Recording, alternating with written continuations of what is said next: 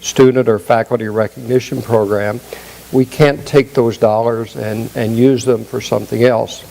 If a student writes a check to pay the cost of living in the dormitory, we can't take those dollars and use them to pay operating costs for another portion of the campus. We're obligated to use those dollars to support the purpose for which those dollars were given. If we sell corn at the South Farm, those dollars are obligated to rotate back into the cost of operating the South Farm, and the story goes on. A very complex organization. Our challenge is the limits we have on unrestricted funds. Those are the dollars that pay our salaries. Those are the dollars that operate the library, that contribute to the heating bills, the other costs of operating the institution.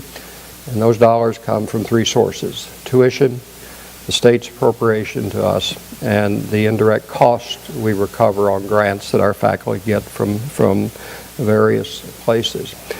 Our conundrum is, how do we continue in the current environment to manage our cost and yet continue to provide what I believe is the land-grant mission: provide access to our students, provide outreach to the citizens of our state through a variety of public engagement programs that have been part of our history for many, many years, and to also do the kinds of research that contribute long-term to our economic well-being and the advancement not just of our economy but also to our societal functioning of our society. This past year, as we looked at our students, just to come to the access question, we have federal formulas that allow one to calculate what a family is able to contribute to tuition and the cost of tuition, and compare that to the cost of tuition. And then you can establish a gap between what scholarships the family can provide, the student can provide, and what the true costs are. The gap last year was about $60 million. When we increase our tuition by 10%, we grow that gap about $16 million. That's not something that we can continue to do for a long period of time. It's just not something that works for us. Is our future good or bad? I truly believe that we can create our future as an institution. I have confidence that in time our leadership will understand the importance of higher education. We can also reach out to our former students, to our donors, and make smart decisions ourselves about management that allow us to address financial issues.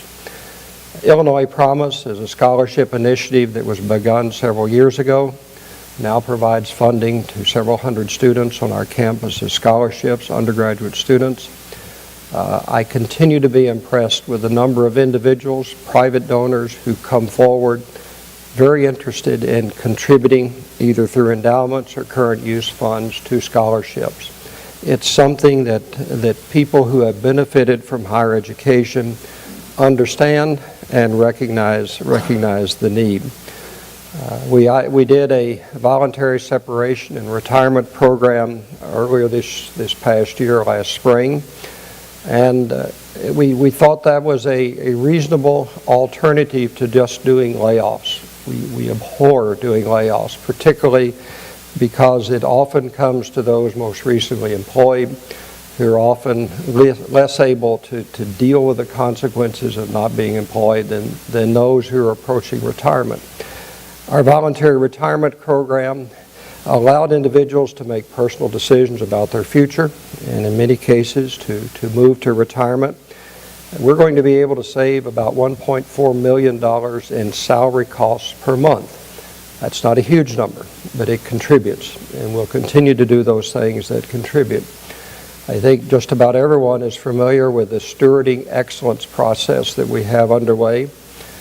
This last spring, we started reviewing a great many activities that go on this campus that are under control, if you will, centrally.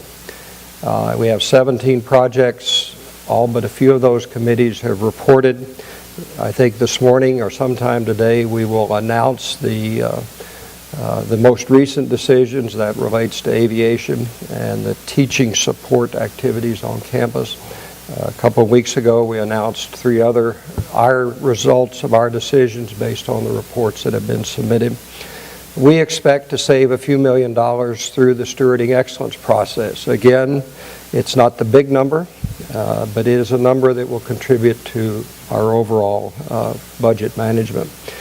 I'm very proud of what's been done on this campus in terms of energy savings.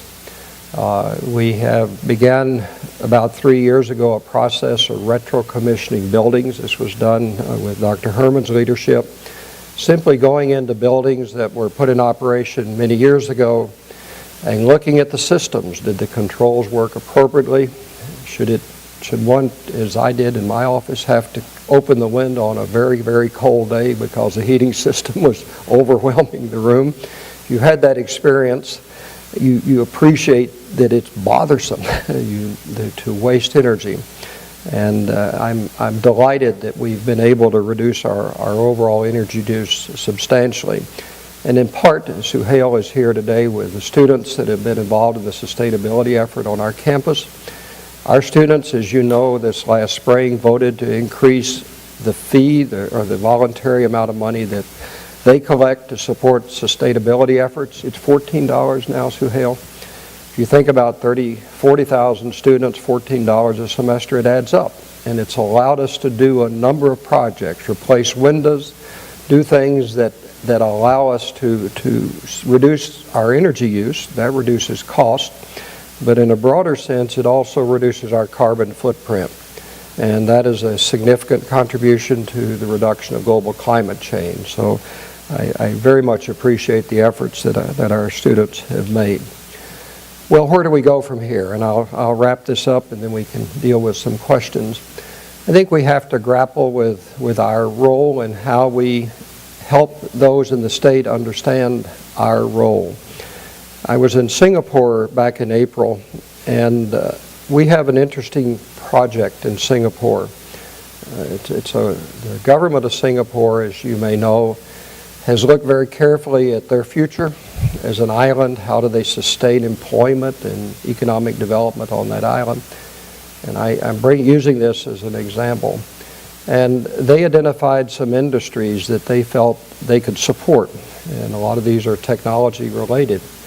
And then they asked the question, how do we participate in those industries? How do we create businesses around those industries?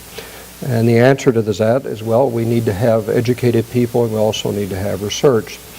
And then the next question they evidently asked was, where do we need to go to find a partner to help us in the preparation of our citizens? And